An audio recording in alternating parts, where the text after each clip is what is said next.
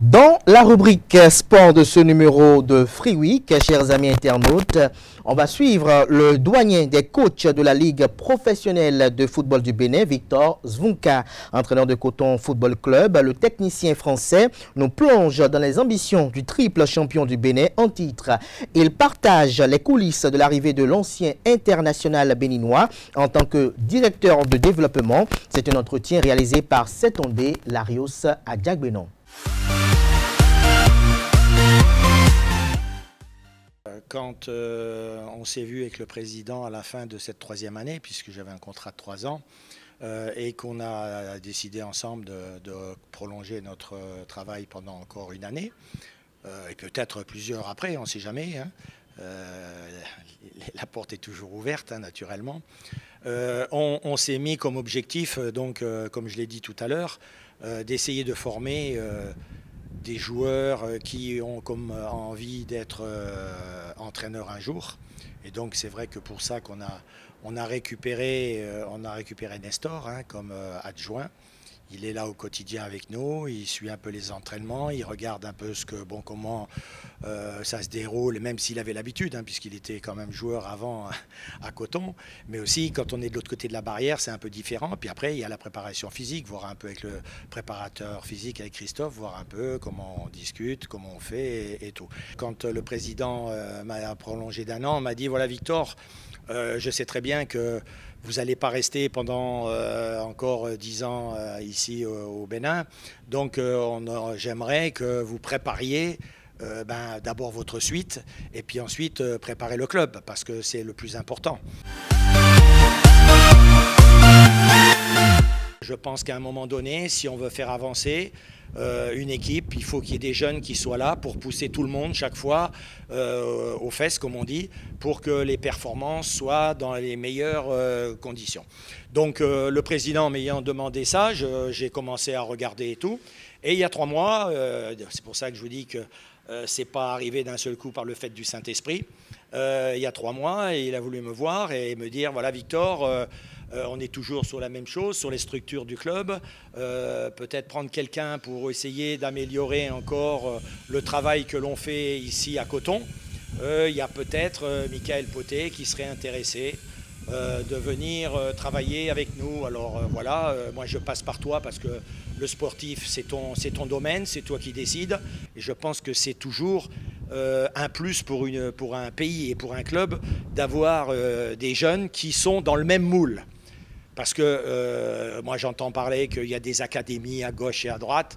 Vous savez, je pense que naturellement c'est pour le bien du football au Bénin, mais chaque club devrait, et nous on a la possibilité de le faire naturellement, de mettre notre centre de formation en place, avec naturellement Michael qui surveillerait tout avec moi, pour qu'on puisse faire venir un maximum de jeunes, les faire travailler comme nous on travaille, c'est-à-dire comme l'équipe professionnelle travaille, avec naturellement des doses peut-être moins importantes, mais les mettre aussi dans le travail spécifique pour le club de Coton.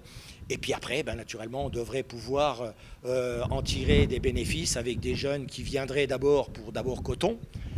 Après, naturellement, pour l'équipe nationale, parce que c'est toujours la priorité. Et puis, naturellement, pour certains, pouvoir aller peut-être jouer un jour à l'étranger, comme Michael a pu le faire. J'ai rencontré Michael.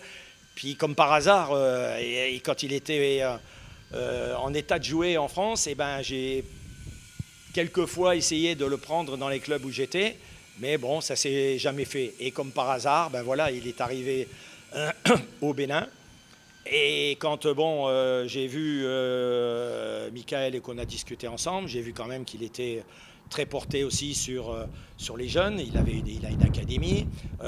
J'ai vu qu'il se donnait du temps, qu'il avait envie de développer et de travailler naturellement avec moi. On a passé de bons moments ensemble. Je me suis retourné vers le président et je lui ai dit, voilà président, je pense que ça serait une bonne chose s'il venait travailler avec nous. Naturellement, il est très souvent au stade avec nous. Moi, je considère que c'est quand même un attaquant qui a fait de belles choses avec l'équipe nationale. Il a une expérience, il a beaucoup voyagé. et qu'avec les jeunes que l'on a ici et dans l'équipe, puisqu'on a une équipe assez jeune quand même, ils pourraient nous aider et venir aux séances d'entraînement. Et quand on travaille la préparation pour aller chez l'adversaire, les situations devant les buts, le travail personnel de l'attaquant, eh bien, il serait là, il serait précieux pour nous donner une aide. Et donc, je pense que tout le monde, et naturellement les joueurs en premier, sont très contents de son arrivée. Et je pense qu'il va commencer à mettre en route un centre de formation. Parce qu'il faut savoir quand même que tous les grands clubs, là on parle toujours on a parlé et on est tombé contre la SEC en Coupe d'Afrique, on s'est rendu compte qu'ils avaient quand même beaucoup de jeunes qui sortaient de leur centre. Tout se passe très bien, les joueurs sont déjà surpris de le voir là. Puis après, ils ont compris qu'avec moi ça passe super bien, qu'il y a des informations, ils les voient avant l'entraînement pour discuter un peu avec, et puis surtout après l'entraînement. Parce qu'il a vu comment s'est passée la séance. Quand on fait des petits jeux, quand on fait du travail spécifique, eh ben, il les corrige, il les encourage, il leur donne des idées, il leur montre des vidéos, il leur dit d'aller voir des matchs de telle personne ou telle personne. Moi, c'est ce que je faisais aussi. Mais je pense que quand ça vient d'un vrai attaquant, comme Mika, qui a eu une expérience et qui a quand même 70 sélections en équipe nationale, ben pour eux, c'est une référence. Ils sont devant eux, ils sont trop contents. Craqué à l'académie, si vous regardez son équipe première, il n'y a pas beaucoup de jeunes qui sortent du centre parce que tu ne peux pas comme ça du jour au lendemain avoir un centre et puis d'un seul coup tu mets 6, 7 jeunes, c'est par qualité, ça peut faire un joueur, ça peut faire deux joueurs. Mais ce sont des joueurs qui ont été recrutés par Craqué. Ce n'est pas des joueurs qui sont recrutés par Coton.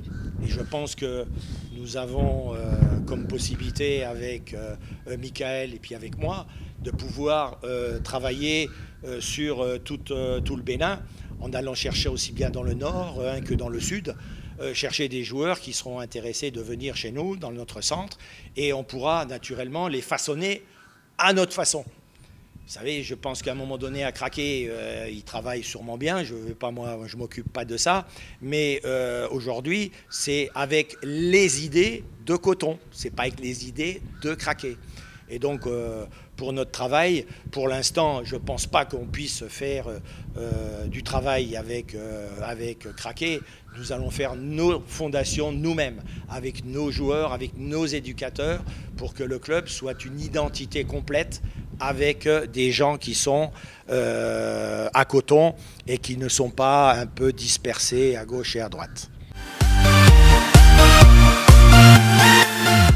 On était intéressé par un joueur de Craqué, le frère Nestor, qui a de la qualité, mais en fin de compte, il n'a pas été formé à Craqué. Il a passé 1 an et demi à Craqué. Il n'a pas été formé par Craqué.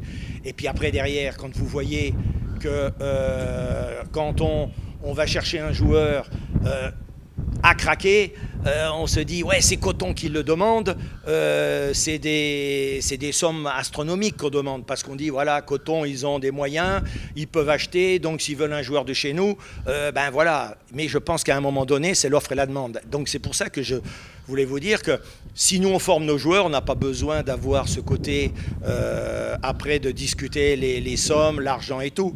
Et puis surtout après, vous savez, en 40 ans d'entraîneur, et même avant comme joueur, mais bon, je ne vais pas parler comme joueur parce qu'il y a tellement longtemps, mais en 40 ans d'entraîneur, j'ai jamais vu, moi, dans ma carrière, qu'on puisse à un moment donné acheter un joueur et dire derrière, ben voilà, quand vous allez jouer contre Craqué, Coton, ben il ne jouera pas. Comment? On achète un joueur et il ne peut pas jouer. Donc c'est un dirigeant de chez nous qui a mis ce truc-là. Quand j'ai vu ça, j'ai dit, mais attendez, et avant de signer ces genres de papiers, vous m'appelez, on en discute, on ne fait pas ça n'importe comment. Comment on peut payer un joueur et derrière, et surtout que la semaine d'avant, je voyais que l'équipe de Nantes avait pris le gardien de but de Lyon, et une semaine après, il était dans les buts à Nantes contre Lyon et il jouait. Et quand moi j'apprends que bon, ben, ce joueur ne pourrait pas jouer contre Craqué parce qu'on venait de l'acheter, mais que c'était dans la clause de contrat, c'est des choses que je n'ai jamais vues. Donc, vous savez, quand vous avez ce genre de conclusion de transfert, ben, c'est difficile de dire après, voilà, on va travailler peut-être avec Craquet. Quand ce genre de choses te mettent un petit peu de mauvaise humeur et naturellement, bon, ben derrière, tu n'as pas envie de faire des conclusions avec un club comme Craquet. Je veux d'abord bien terminer ma 4e année. Parce que vous savez, moi je suis d'un tempérament où je lâche rien. Je ne fais pas de cadeau à personne. Moi je considère que, arrivé à mon âge, moi qu'est-ce que j'ai à gagner? Qu'on parle un petit peu comme quoi Victor Svinka a gagné pour la 4e fois le championnat. Vous savez, derrière je rentrerai chez moi en France. Bon, ça sera du passé, c'est terminé. Moi ce qui m'intéresse aujourd'hui, c'est que c'est mes joueurs. Je veux que mes joueurs soient au top, que mes joueurs disent un jour, ben voilà, on a travaillé avec Victor, il nous a appris ce que c'était le sérieux, ce que c'était la performance, l'envie de gagner et d'être performant tout le temps. Et c'est grâce à lui que j'ai pu aller jouer à tel endroit ou à tel endroit. Je pense qu'aujourd'hui, vous savez, j'ai en France plein d'expériences et tout. Moi, la plus belle, naturellement, c'est chaque fois on me pose des questions, ben, c'est Barthès qui a fait une carrière extraordinaire. Mboma, puisqu'on est en Afrique, je vais parler d'Mboma. J'avais Jason Mayele qui était aussi au Congo. J'avais Waro qui était à La Réunion, qui est de La Réunion et qui était chez nous, qui était en métropole et qui est venu faire 6 mois avec moi à Guignon et qui derrière a signé après au Paris Saint-Germain. Voilà, aujourd'hui vous voyez à Marseille Benasser, il était en 4e division avec les U19. Et il se retrouve, après un moment donné, avoir quitté Avignon, il s'est retrouvé à Arsenal. Maintenant, il a été au Milan et maintenant, il se retrouve à Marseille. Donc, vous savez, pour moi, c'est ces choses-là qui comptent parce que ça montre que tu as fait du boulot, que tu as bien travaillé, que des jeunes sont sortis, qu'ils ont fait une carrière comme moi j'ai pu faire et puis sûrement mieux que la mienne. Mais je crois qu'aujourd'hui, ce que je voudrais, c'est que les gens comprennent que je suis ici pour que le football béninois progresse et qu'on dise que j'ai participé à ce développement du football par le professionnalisme. Parce qu'aujourd'hui, c'est vrai que le football est professionnel au Bénin depuis 4 ans. C'est des hauts et des bas. Le championnat avec des hauts et des bas et naturellement une refonte cette année avec l'année prochaine une seule division. Je pense que ça va améliorer encore le niveau du championnat et naturellement je pense aussi que avec moi ou sans moi, une équipe du Bénin passera au moins déjà au départ le premier tour, mais je suis sûr que si une équipe du Bénin passe le premier tour, derrière, il pourra aller plus loin. Bon, écoutez, ça se passe toujours, je dirais, de la meilleure façon possible, hein, parce que bon, on ne se rencontre pas, on n'a pas des rencontres pour discuter ensemble, naturellement, de ce qui se passe dans ce championnat. Après, bon, c'est le jour des matchs, on discute un petit peu. Bon, j'ai de temps en temps quelques entraîneurs, et notamment dans le Nord, un ou deux entraîneurs avec qui je discute un peu plus qu'avec les autres. Puis après, naturellement, c'est le jour des matchs. Bon, on discute un petit peu des petits soucis qu'on peut avoir, mais bon, vous savez, c'est très vite fait, puisque bon, il y a la compétition qui est là, et donc le match avec obligé au bout de faire un résultat, que ce soit pour eux ou pour nous. Écoutez, moi, de toute façon, dès que j'ai vu qu'il y avait 2 groupes et qu'il y allait avoir 9 équipes qui allaient rester en première division, les autres descendent, et le dernier descendrait même en 3e division, j'ai tout de suite dit que ça serait un championnat particulier et que ça serait très compliqué pour tout le monde. Parce qu'on se rend compte quand même qu'en fonction naturellement des dotations qui sont faites aussi pour les clubs entre la première et la 2e division, c'est important pour certains clubs. Et donc il faut absolument rester dans les 9 premiers pour avoir justement cette dotation pour pouvoir après naturellement postuler pour l'année suivante à cette première division. Et donc vous savez, quand vous jouez tous les week-ends, je le vois, on a des équipes qui maintenant se disent voilà, on va tel endroit, on va jouer derrière, on va attendre, on verra bien, on va serrer les coudes. Si on prend un point, c'est une bonne opération. Ça, je l'avais su dès le départ. Et puis après, naturellement, il y a les grosses équipes qui ont sûrement, et nous notamment, plus de problèmes. Parce que déjà qu'on était l'équipe à battre, là, on devient encore plus difficile à gérer, à jouer, parce que il faut prendre des points contre n'importe qui. Donc, quand vous voyez que, bon, à la fin du match, à craquer, tout le monde sautait dans les vestiaires, tout le monde criait parce qu'ils avaient pris un point. La SPAC qui est venue il y a 15 jours, la même chose, ils étaient heureux d'avoir pris un point contre nous, ils sautaient de joie.